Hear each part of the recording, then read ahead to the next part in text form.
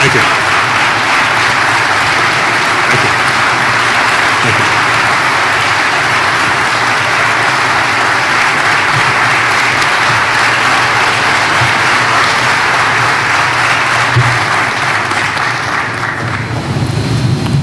Wow. I don't say this very often, but I'm speechless. Mark Rosenberg is very happy about that because it means that after the speech, that's it. So he can't wait until I finish this speech. But Mark, I might do a filibuster. Thank you, thank you, thank you. Thank you for being here. Thank you for preparing that terrific video that'll become part of the family history and legend for many, many years to come.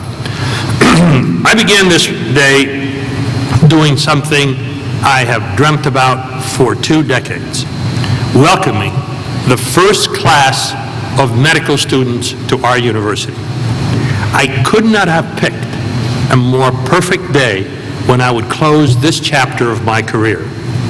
As each of those 43 students got up and told their stories, I sat there thinking, this is what it's all about. People keep asking me, what has kept you so determined? What has kept you so committed, so energized during all these years? The answer was in the room with me this morning. Patricio Lau from Nicaragua was there.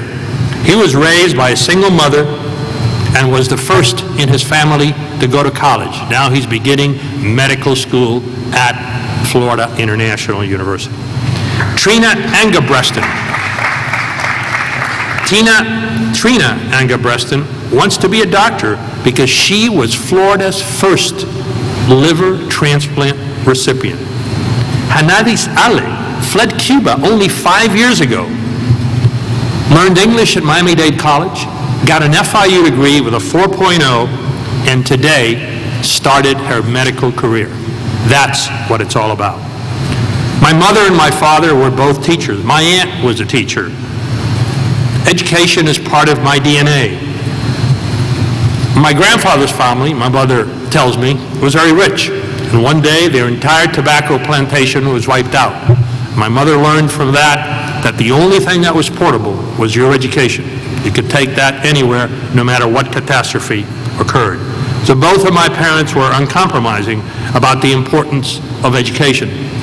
One thing I didn't tell you, Dr. Rock, is my father wanted me to be a doctor. So I felt the closest I have felt to his wish today when I saw our first, incoming class of those 43. 1/43 of each one of those would be the doctor I might have been. And had he lived, maybe I would have. At one time, like those kids in the room this morning, I was that young immigrant kid coming to the U.S. for an education, for a better life, for freedom.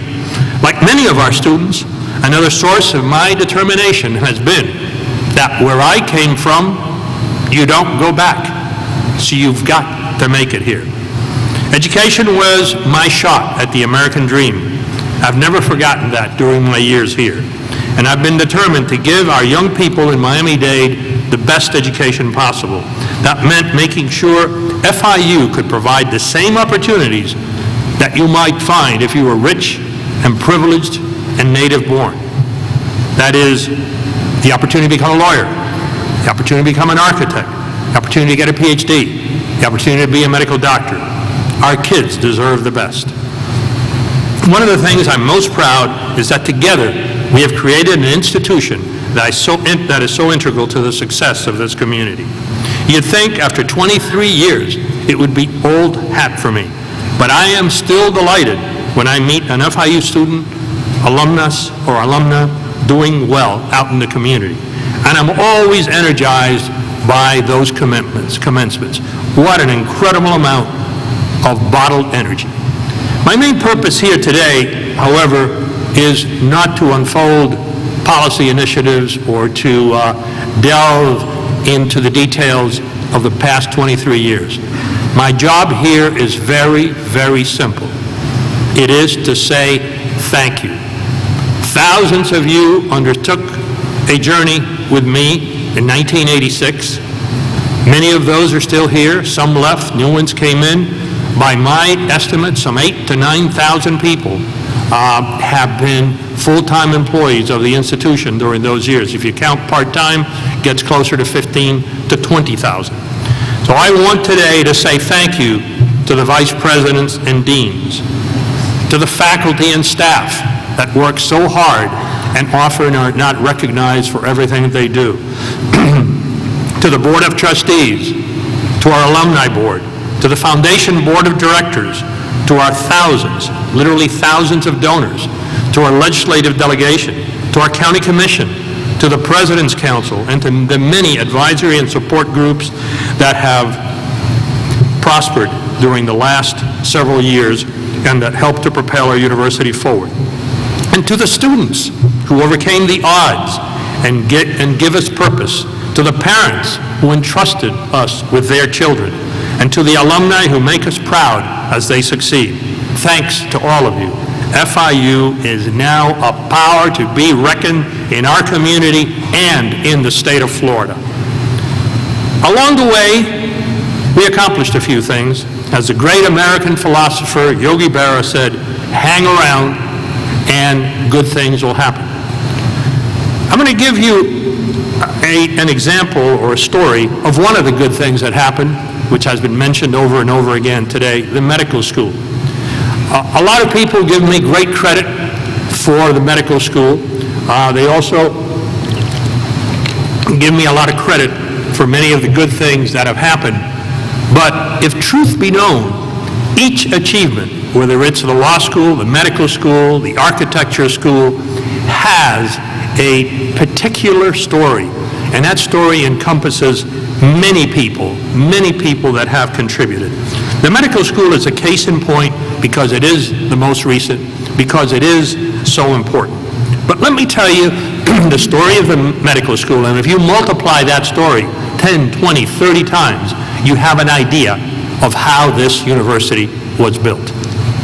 To start with, I was a skeptic on the medical school.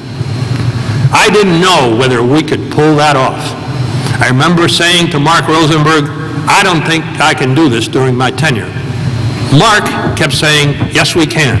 Yes, we can, foreshadowing the words of someone who followed him. And what I didn't know until Mark and I discussed the story years later is that Mark kept going back to someone who is really the intellectual father of our medical school, Tom Breslin. And every time Mark would say, you know, the president doesn't know whether we have the wherewithal or whether we have the political strength to carry this thing out, Tom Breslin would say, it fits. It fits with our College of Public Health. It fits with nursing. It fits with the future. It fits with biological sciences. You go back there and you tell the president we need to do this. Well, I don't know that I ever decided to establish a medical school. But I know that one day Mark told me, I've got, you know, the whole presentation for the Board of Trustees to get approval of the medical school. I said, when did I decide that? He said, well, he says, I don't remember, but it was a few weeks ago. I said, well, that's really great. So that's how we got going. During that time, it was years of discussion, the university became stronger and stronger and stronger and gathered momentum. The early groundwork was laid by Carlos Martini, George Zambach, Tom Breslin. Then that went to the Academic Affairs Committee, where with the leadership of Herb Wertheim, Trustee Herb Wertheim, then the chair of that committee approved it unanimously. It then went to our Board of Trustees, where both Chairman Parker and Chairman-elect Dotson embraced the idea, and the Board of Trustees unanimously passed the medical school. Then I was told, well, now you have a medical school. I said, no, this is the first step in a very, very long journey. Provost Ron Berkman led the way. He captained the team that was out to get the medical school. One of our early achievements was between Mark Rosenberg, myself, and Ron to persuade John Dasburg, the intellectual leader of the Florida Board of Governors, that this was a good idea. Mark then made the supreme sacrifice. He moved to Tallahassee. A fate that I would not wish upon even some of my worst enemies. But he went there not to get us a medical school, because Mark, as a man of such integrity, wouldn't have done that, but to make sure that the playing field was level. I told Mark, if the playing field is level, we can do it. So Mark, as chancellor, through supreme strength, kept that playing field level so we could run. In time, Governor Carolyn Roberts, the real political wizard on the board, signed on. Governor Bush, after a lot of arguments, said, yes, I will sign the medical school. A major player in the story is Dr. John Rock, someone who came with a fabulous pedigree, Harvard, Johns Hopkins, Duke, LSU, Emory. I don't know if there's a place he hasn't been to at some point. And of course, one of his great achievements was, together with a group that we affectionately call the Sunshine Boys, Dr. Sandy Markham, Dr. Pat O'Leary, and Dr. Joel A. Simpson, the executive deans, he was able to get the law school preliminarily accredited in record time. But alongside with that initiative, we had the political end. For the first time in over 30 years, 35 years, Dade County had a Speaker of the House. And a medical school is such a large weight to carry that without a speaker, without someone, or a president of the Senate, a speaker, someone with that kind of power, you are probably not going to be successful. But just at the right time, just at the time we needed a speaker, Marco Rubio became Speaker. Thank you, Marco Rubio. And Marco Rubio is not a graduate, but all the time he was there, right next to him, holding his hand, was Representative David Rivera, who has 2 degrees, one for him, and one for Marco Rubio. And he and the entire Dade County delegation, including our very own Representative Annie Terez Flores, never let Marco Rubio forget that this was a critical initiative for our university. In time, a delegation of hospital leaders from Dade County, including Marvin O'Quinn, Dr. Jerry Kaiser from Jackson Memorial Hospital, Steve Sonnenreich from Mount Sinai, Tom Mrazek, Children's Hospital, Jeffrey Hortzmeyer, Mercy Hospital, made repeated trips to Tallahassee to make the case. We got the medical school approved. Out of 17 members of the Board of Governors, 16 said yes. There's one person that said no. I'm still working on him. I'm asking him to formally write a letter and saying I'm rescinding my vote or changing my vote. The problem is he was president of Florida State, and that introduced certain difficulties, into the dealings. But he told me, Mitch, I would have been with you if you needed the votes, but I knew you had all the votes for me, so I took the liberty of voting no because we should have had more discussion.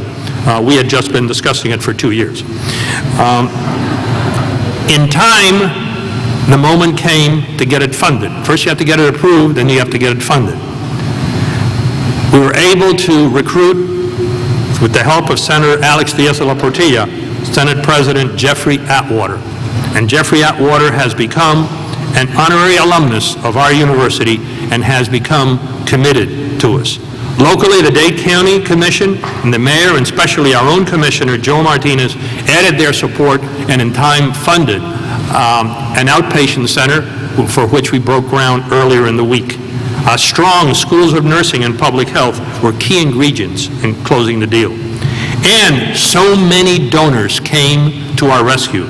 The Wertheim family and their landmark gift, the Green family, the Leone family, the Batchelor family, the Children's Hospital Foundation, the Ware Foundation, the North Dade Medical Foundation, all came to our help with very substantial donations. Hundreds became founders or funded scholarships for a total of over $100 million raised so far for our new medical school.